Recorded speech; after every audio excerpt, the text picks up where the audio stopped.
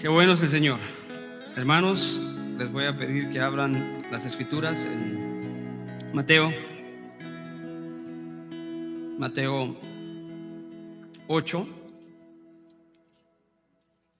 en donde, por la gracia de Dios, hemos estado navegando en la palabra del Señor, sumergidos, ¿verdad? Escuchando lo que la palabra de Dios nos habla a través del Evangelio de Mateo. Y quisiera recordarnos, amados hermanos, que hemos navegado Mateo por la gracia de Dios y han habido muchas cosas que hemos aprendido, pero hubieran tantas más que pudiéramos extraer, ¿verdad?, de la palabra de Dios, que un mensaje en cada texto no es suficiente. Y creo que la semana pasada les comunicaba a ustedes cómo era el sentir y el entendimiento que he tenido al recorrer Mateo y la facilidad que encontraba de poder extraer un mensaje, ¿verdad? Y luego llegar a Mateo 8, encontrarnos con un mensaje que está en la palabra de Dios y que verdaderamente lo que resalta en esos textos, a pesar de que vemos obras milagrosas de Dios, creo que les dije, sanidades, milagros poderosos de parte de Dios, ¿verdad? No es ese el foco de esos textos, sino el foco era entender cuál era la procedencia de esos milagros y esas obras sobrenaturales. Créame, hermano, que es bien fácil predicar un mensaje emocionalista, un mensaje alegre, motivacional. Es bien fácil, pero predicar un mensaje bíblico en el cual respetamos la Escritura y decimos lo que la Escritura dice, no es fácil. Es arduo trabajo. Y no lo digo eso por decir, pobre el hermano. No, es arduo trabajo. Pero aparte del arduo trabajo, antes que nada, es oración, pedirle al Señor, no revélame, porque lo que tiene que estar revelado ya está en la Escritura, sino, Señor, ilumíname qué es lo que tú quieres que nosotros sepamos como iglesia de este texto.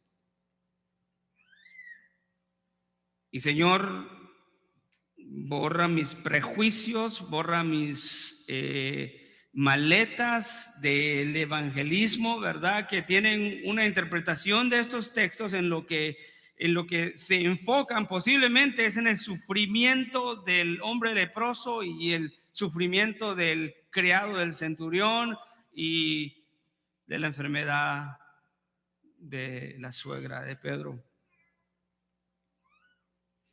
Y empieza una conexión entre aplicaciones y decir, Jesús es el que va a quitarte la enfermedad. Se empiezan a hacer ofertas. De repente aparecen hombres que dicen, yo puedo sanar sin ir a tu casa, por el teléfono yo oro y suficiente. Y la realidad es que le dan un enfoque muy equivocado. Y hay una lucha constante entre lo que nosotros queremos hacer con el texto y lo que el texto está para hacer, que es dar a luz la verdad del Evangelio. Y por eso le decía que es fácil, ¿verdad?, predicar un mensaje ligero, un mensaje que no va de acuerdo a la palabra de Dios, que no honraría a Dios y que la gente lo reciba. Pero tenemos que decir lo que el texto dice. Y lo que el Señor ha dicho en su palabra es mucho mejor de lo que un hombre puede decir. Porque Él es sabio y nosotros no. Él conoce todo. Nosotros no conocemos todo. Él es justo. Nosotros no. Y lo que resalta en estos textos, amados hermanos, es la evidencia o las evidencias mesiánicas de Cristo, que tenían que ser, escuche, la razón y el fundamento por el cual aquellos que lo vieron con sus ojos tuvieron que haber corrido al arrepentimiento y abrazar a su Mesías, pero hicieron todo lo contrario. Los 3 milagros que empiezan en el capítulo 8 son milagros de sanidad y son seguidos por 3 milagros de poder. Los 3 milagros de sanidad, en algún sentido, son evidencias, escuche, mesiánicas. Déjeme volver a decir eso. No en un sentido, son evidencias mesiánicas. Y en otro sentido, están ahí para despertar fe en aquellos que de otra manera no creerían en la palabra de Dios, pero principalmente estaban ahí para evidenciar que el Mesías había nacido y que había llegado, que el cumplimiento profético de la promesa de la venida del Mesías era una realidad. Y estaba siendo certificado con los milagros de sanidad. Más adelante los milagros de poder, aunque también son una certificación verdaderamente de la mesianidad de Cristo, son también milagros de compasión para poder despertar fe en aquellos que no creen. Y podemos ver esto en el Evangelio de Juan. Si usted puede abrir el Evangelio de Juan, capítulo 4. El Evangelio de Juan, el propósito del libro es fue escrito para que creamos en Jesucristo. Fue escrito para que todo aquel que lo leyera, creyera en Dios, como lo presenta el Evangelio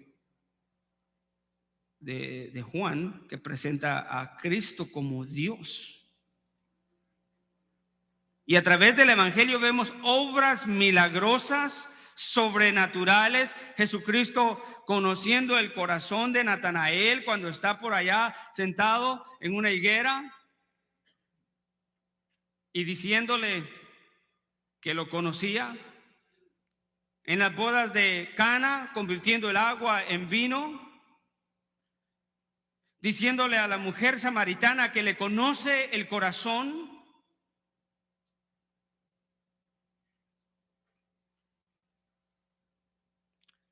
Y en este capítulo 4 de Juan dice la palabra, en el ministerio, mientras Jesucristo recorría a través de Cana de Galilea, dice entonces en el versículo 46 del capítulo 4, acompáñeme, y dice, entonces vino otra vez a Cana de Galilea, donde había convertido el agua en vino.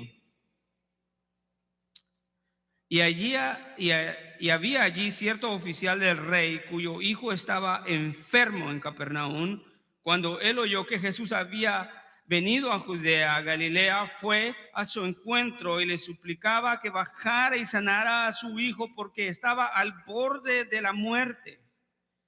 Jesús entonces le contestó, si no veis señales y prodigios, no creeréis.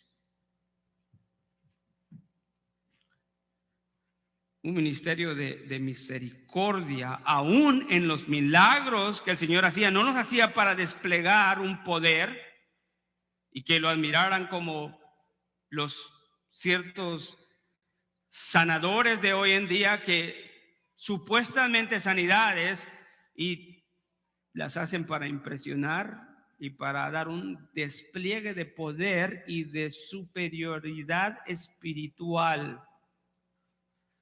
Como hablaba con un hermano este fin de semana, que nunca había pensado en ese concepto, pero estos hombres que creen que tienen una habilidad mejor y un entendimiento mejor que todos los demás cristianos, en realidad es una clase de gnosticismo que piensa que tienen un conocimiento especial y certero y por eso pueden entender mejor las escrituras y por eso pueden hacer ciertas obras que el cristiano no hace. Es una cierta clase de gnosticismo. Los gnósticos pensaban que para poder llegar a la verdadera espiritualidad se tenía que llegar al conocimiento y que no todos podían tener el conocimiento. Eran unos cuantos especiales.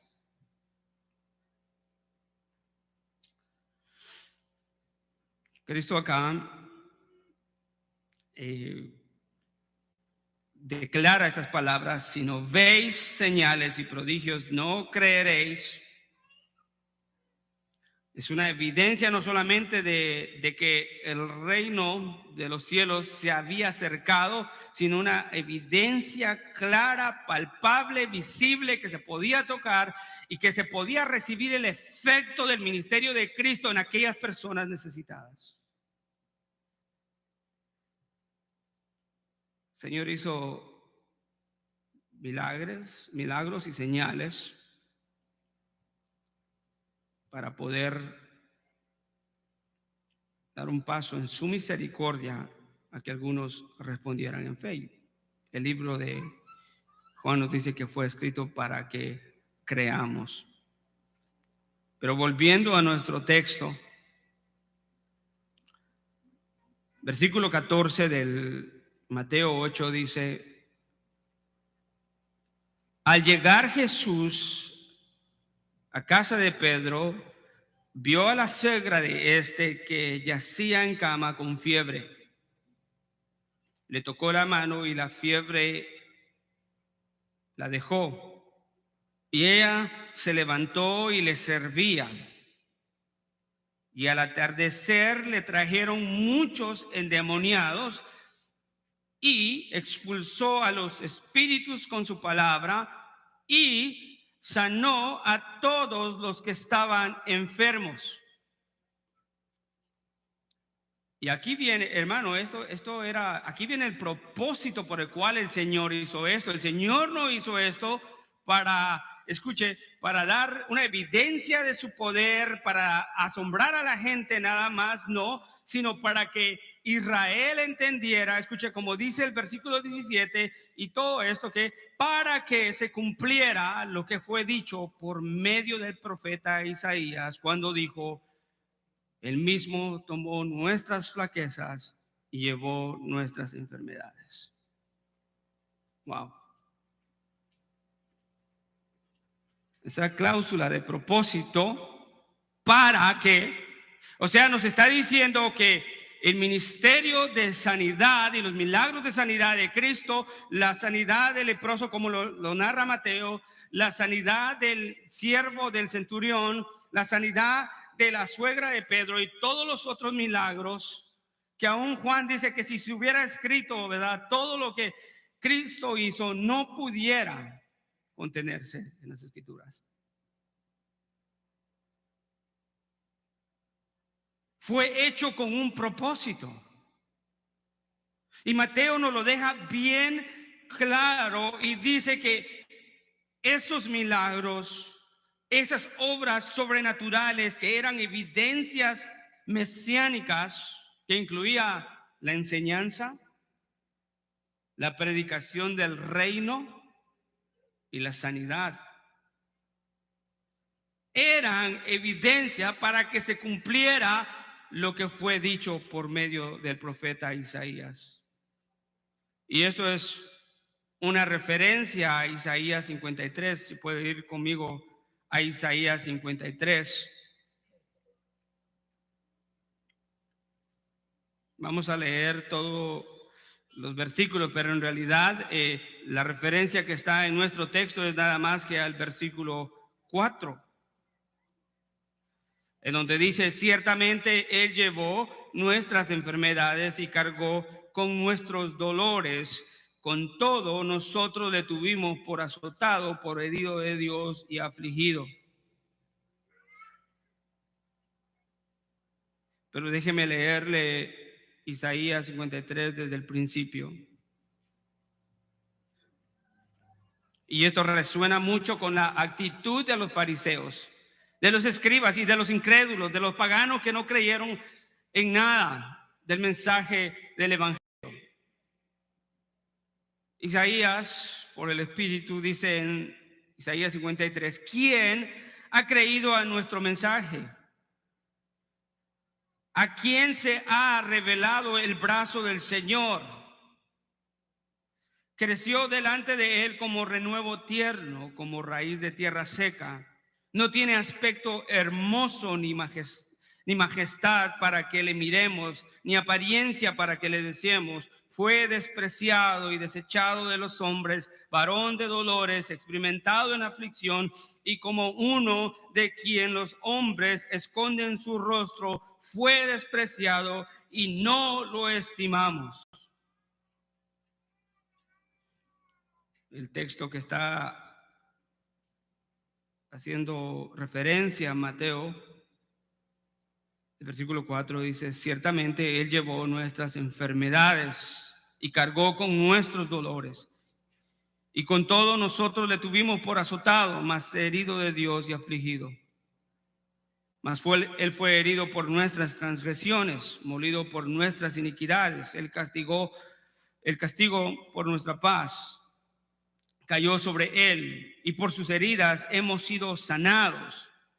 Todos nosotros nos descarriamos como ovejas, nos apartamos cada cual por su camino, pero el Señor hizo que cayera sobre él la iniquidad de todos nosotros. Fue oprimido y afligido, pero no abrió su boca. Como cordero él fue llevado al matadero, y como oveja que ante sus trasquiladores permanece muda, él no abrió su boca.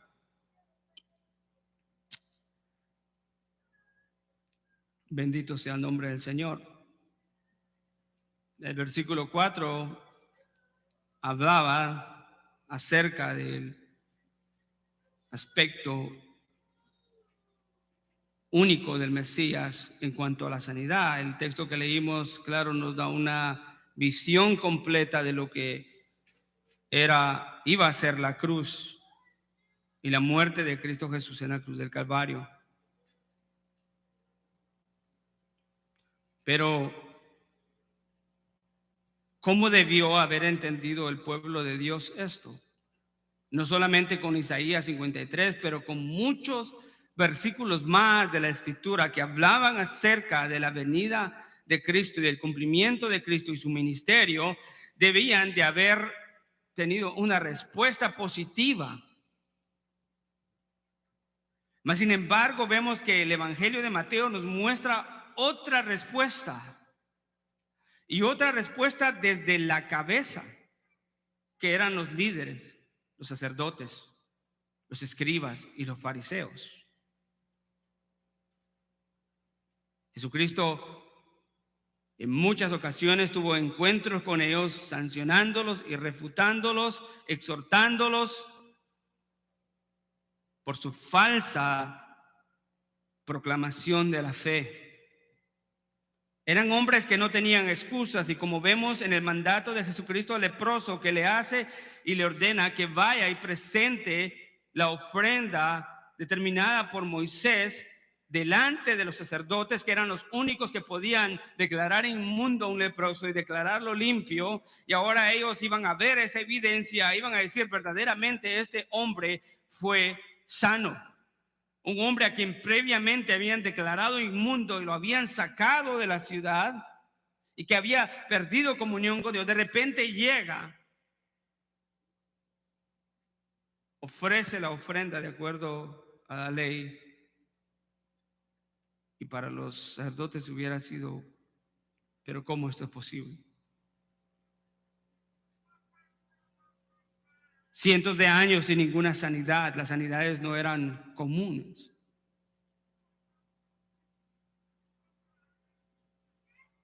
No estaban a la orden del día como las vemos hoy en día, ni tampoco no existían los hospitales, ¿verdad? Como hoy en día. Esto debió haber sido una evidencia, escuche, no debatible, incuestionable.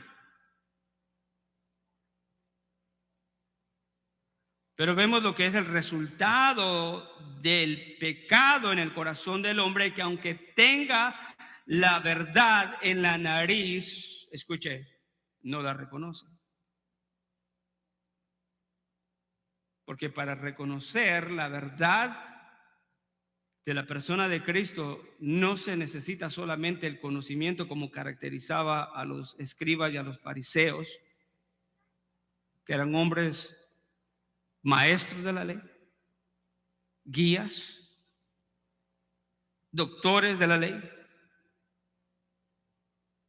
Creo que el milagro, escuche, de la historia de la sanidad del siervo, del criado del centurión, nos mostró muy claramente que la elección de Dios no es ni por nacionalidad, ni por conocimiento, ni por posición sacerdotal, sino la elección de Dios es por misericordia, por gracia. Porque de qué otra manera podíamos encajar la fe tan palpable y una fe que honró a Cristo de la manera como la fe del centurión, siendo que era un pagano. Era un hombre que tenía todas, escuchen, las cualidades para no haber creído en el evangelio. Sin embargo, la Escritura nos dice que Cristo se maravilló de su fe.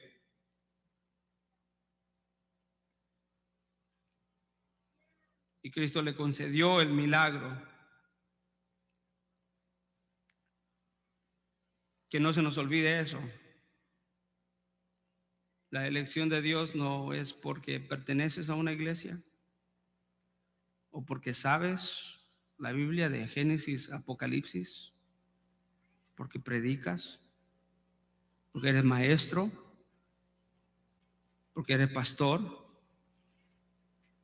porque eres diácono, porque tocas algún instrumento. No, esa no es la razón por la que somos cristianos. Somos cristianos únicamente por la fe en Cristo Jesús.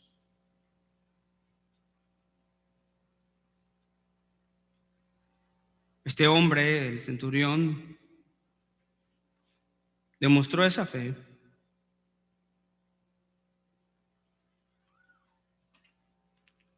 Y Cristo se maravilló.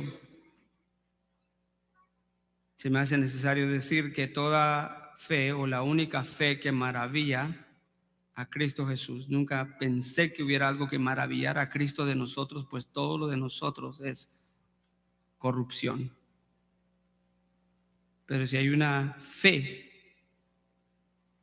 de la cual se maravilla a Cristo, es aquella fe que le da el lugar correcto a Él, que entiende su soberanía, que entiende que Él es el jefe de jefes, que Él es la cabeza de la iglesia, que Él es el que hace todo por su palabra. No son las ideas humanas, no son mis ideas religiosas, ni tampoco, escuche, ni tampoco es la tradición. Este hombre no tenía tradición, los judíos tenían tradición, los judíos ponían la tradición por encima. No fue suficiente. Este hombre era pagano, tenía dinero, tenía habilidades, no fue suficiente, fue solamente por gracia.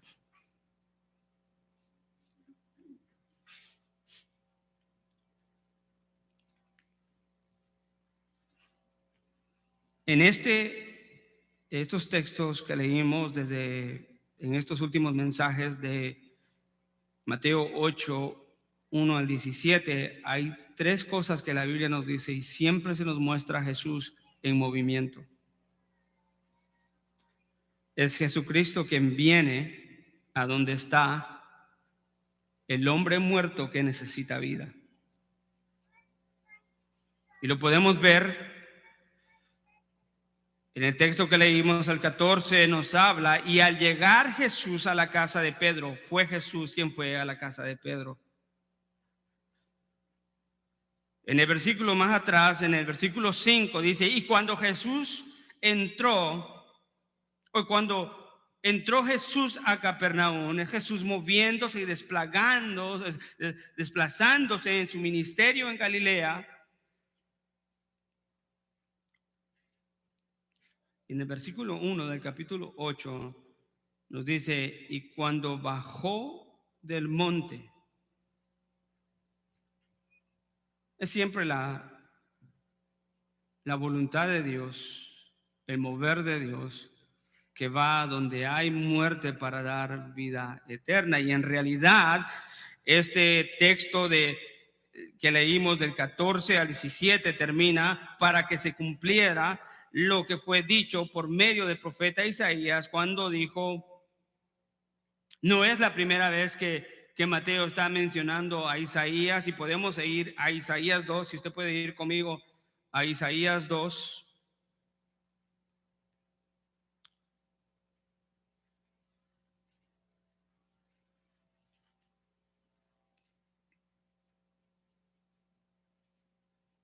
Veamos lo que dice la palabra de Dios en Mateo 2, le di la cita equivocada.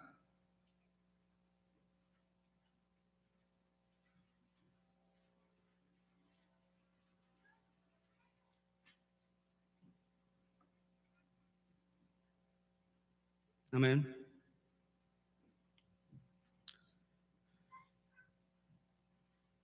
Mateo 2, 17 hace una mención, Mateo, del profeta Jeremías, donde dice, entonces se cumplió lo que fue dicho por medio del profeta Jeremías cuando dijo. Y luego podemos ir al versículo 2, 23.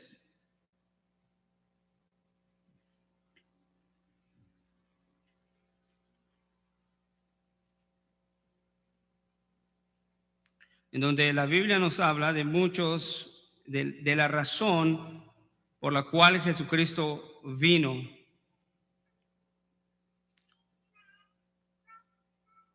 Y llegó y habitó en la ciudad llamada Nazaret para que se cumpliera lo que fue dicho por medio de los profetas, será llamado Nazareno. Luego 3:15, y respondió Jesús y le dijo, esto es Jesús hablando a Juan el Bautista para que lo bautizara y diciéndole, es conveniente que cumplamos así toda justicia. Mateo 4:14 dice, para que se cumpliera lo dicho por el profeta Isaías, que es el texto que estaba buscando, tierra de Zabulón y tierra de Neftalí, camino del mar al otro lado del Jordán, Galilea de los gentiles. El pueblo asentado en tinieblas vio gran luz, y los que vivían en región de sombra y de muerte, luz les resplandeció. Desde entonces, dice el versículo 17, Jesús comenzó a predicar y a decir, arrepentíos, porque el reino de los cielos se ha acercado. Esto tiene una conexión directa con el texto, hermanos. Mateo en este versículo 4:17 nos está diciendo que la llegada de Cristo llegó a aquellos que estaban en región de sombra y de muerte, con enfermedad, endemoniados. Llegó a una nación en decadencia espiritual. Y el capítulo 8, en donde estamos nosotros, nos habla, escuche, de que esa llegada de Cristo, en donde nos habla de que vino sobre aquel pueblo asentado en tinieblas y en región de sombra de muerte, y que aquellos que estaban en región de sombra y de muerte, luz les resplandeció, era porque la evidencia de Cristo era palpable y era una luz tan fuerte que ellos no podían negar. Esta es la primera vez que Mateo menciona a Isaías. En nuestro texto lo menciona y lo pone con esta palabra y dice: todos estos milagros, todas estas sanidades, todas estas obras mesiánicas de aquel que enseña como quien tiene autoridad, de aquel que sanaba enfermos, paralíticos, ciegos, fue para que se cumpliera lo dicho por medio del profeta Isaías, para que se cumpliera. El Mesías ha llegado. Hermanos, esto tenía una gran implicación para los judíos de este tiempo. Tenía una gran implicación porque las evidencias mesiánicas eran innegables. Y al hacer Jesucristo esas obras de sanidad, estaba certificando y diciendo: yo soy el Mesías. Pueblo mío, yo soy el Mesías. Y ellos no entendieron, ellos no reconocieron. ¿No reconocieron porque tenían una incapacidad de entendimiento? No. Había una condición especial en ellos, que es la condición en cada hombre, y es el pecado. No hay, escuche, exclusión en cuanto al pecado. El pecado es universal. En donde quiera que se encuentre un corazón palpando, ahí está el pecado. Y muchos dicen: es que ellos lo rechazaron porque eran judíos. Y creo que eso es una equivocación, porque ellos no rechazaron al Mesías porque eran judíos. Ellos rechazaron al Mesías porque tienen la condición que todo hombre tiene: un corazón pecaminoso. Y así que delante de los hombres que aman más su pecado y que no atienden a la voz de Dios, escuche, pueden poner las evidencias más grandes como sanidades. Escuche, para usted y para mí quizás la lectura nos ha normalizado eso, pero para un judío debió haber sido asombroso.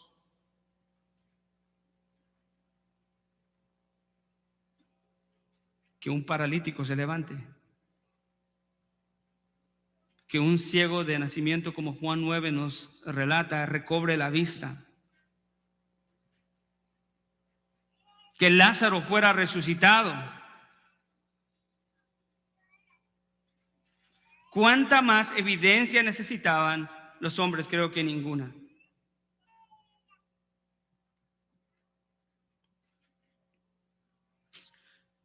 El versículo 16 de nuestro texto, Mateo 8:16, dice que después de que Jesús tocó con la mano a la suegra de Pedro, ella se levantó y le sirvió, pero al atardecer le trajeron muchos endemoniados y los expulsó,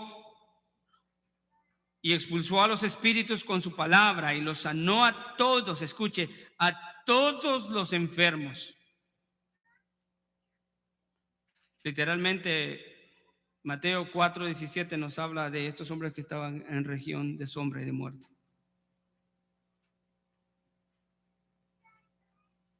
Este pueblo no solamente sufría enfermedades físicas y ataques y posesiones demoníacas, que eran un resultado de la decadencia espiritual de haberse apartado de su Dios.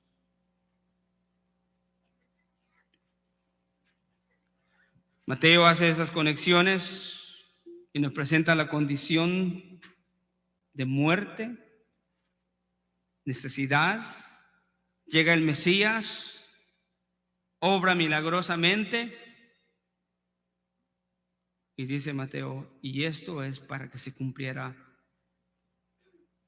lo dicho por medio del profeta Isaías. La palabra se ha cumplido. El Mesías ha llegado. Ellos debían haber tenido una respuesta positiva. No por su, escuche, intelectualismo, quizás porque debían haber entendido las escrituras, pero no las entendían. Jesucristo los corrigió. Jesucristo certificó, escuche, y dijo, yo no he venido a abrogar la ley, sino he venido para cumplirla.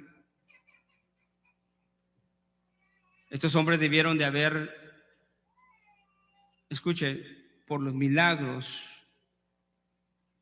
de misericordia de Dios, aunque no sostenían la escritura, no la creían, no la practicaban, cuando vieron los milagros de Cristo, ellos debían haber respondido en fe y no lo hicieron. Pero la realidad de la cosa es que el Mesías llegó y eso tiene consecuencias eternas para ellos como la tiene para nosotros hoy en día. Las implicaciones para ellos tenía las promesas se cumplieron y aquí las evidencias. Y siguieron amando su pecado, su religión, su sistema. Para nosotros hoy en día, amados hermanos, nosotros no somos testigos de una sanidad de leprosos. No es eso lo que el Señor usa hoy en día. Había un propósito, esos milagros eran una evidencia mesiánica, especialmente los de sanidad y también los demás, pero especialmente los de sanidad eran una evidencia mesiánica del ministerio de Cristo Jesús. Para nosotros hoy en día no es así. Pero Dios nos ha dado hoy su palabra. Nosotros sabemos a través de la Escritura que el Mesías vino. Nosotros sabemos por la Escritura que Él es el que tiene toda autoridad. La actitud de nosotros como cristianos debería de ser una actitud que imita, escuche, a la fe de aquel centurión. Creo que voy a cerrar con ese texto para poder conectarlo todo y decir, esa es la fe que honra a Dios. Y no es una fe que obtenemos por medios humanos, pues sabemos muy bien que aún la fe es un don de Dios.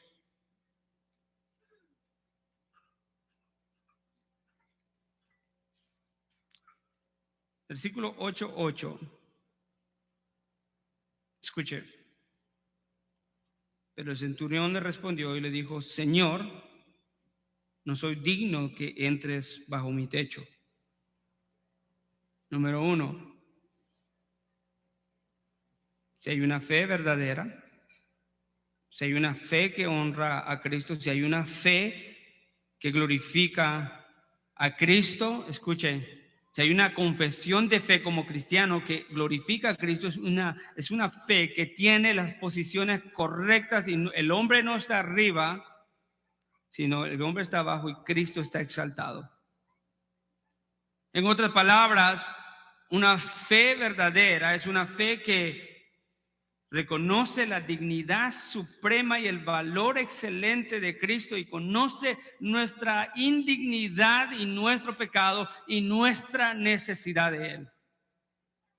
No solamente un día, sino siempre.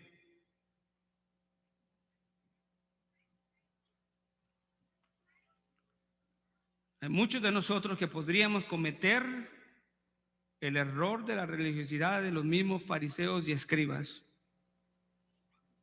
Ellos pensaban que tenían la ley y que la enseñaban, pero no la entendían. Y eso no los cualificaba para ser salvos. Hay muchos de nosotros que podemos creer, escuche, que sabemos la Escritura. Puede ser que estemos todavía engañados, que tenemos fe. Pero la pregunta sería, ¿cómo es que en nuestra vida, escuche, privada y pública, evidenciamos la dignidad suprema de Cristo y nuestra indignidad? Cuando hablamos con un hombre o amigos afuera, levantas el pecho y dices, yo soy cristiano, como que fueras de una clase más alta, de un grupo élite de espirituales. La actitud debe de ser, Señor, soy un pecador, soy salvo solamente por tu gracia, siervo tuyo y de los demás. Impresionante la fe, el ejemplo que nos deja acá. Escuche, lo interesante y lo curioso es que no fue un judío el que respondió así. Las evidencias mesiánicas estaban ahí, pero los judíos prefirieron su posición antes que rendición. Antes que rendición a Cristo, rendirse a Él. Señor, no soy digno que entres bajo mi techo. Solamente escuche, solamente di la palabra, la convicción suprema de este hombre, que la palabra de Cristo era suficiente y mi criado quedará sano. Este hombre reconoció la autoridad de Cristo.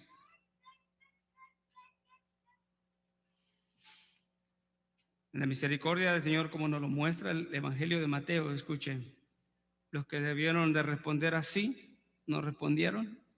Y aquellos que se esperaba que no respondieran así, con esa clase de fe, respondieron así a tal punto que Jesús se maravilló en el verso 10 y dice, al oírlo se maravilló y dijo a los que le seguían, en verdad os digo que en Israel,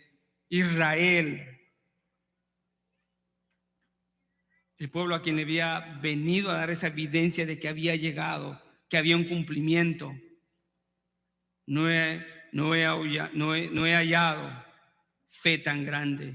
Y deja ir el juicio, pero los hijos del reino, que es una referencia a Israel, en ese punto del juicio escatológico de Dios, Él dice que los hijos del reino serán arrojados a las tinieblas de afuera, y allí será el llanto y el crujir de dientes. No digamos qué bárbaros los judíos.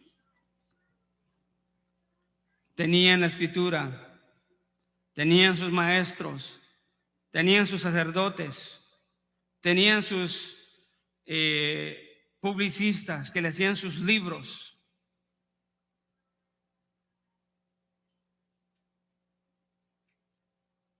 Hermano, al final del día, la vida del cristiano se reduce a una vida de fe y de obediencia que le da el lugar correcto y reconoce quién es Cristo.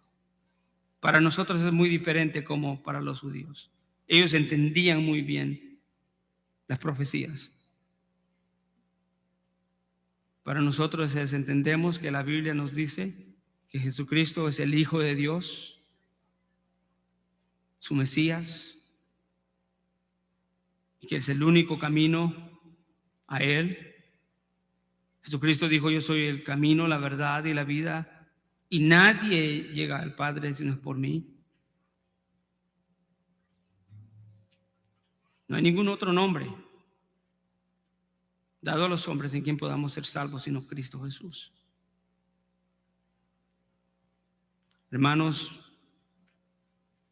que no nos hallemos, oramos y que no nos hallemos siendo como estos judíos que nos da ejemplo la Biblia, sino que seamos como este hombre que por la gracia salvadora y de la elección divina, no era judío y Dios lo eligió, pudo responder correctamente en fe. Nosotros somos el pueblo de Dios, elegidos por Él. Escuchen, no porque veníamos de la nación de Israel, no porque poseíamos ciertos niveles de educación, no, por gracia. Necesitamos responder de acuerdo, congruentemente con lo que Él ha hecho por nosotros y que nuestra fe se manifieste de esa manera. Damos gloria y honra al Señor.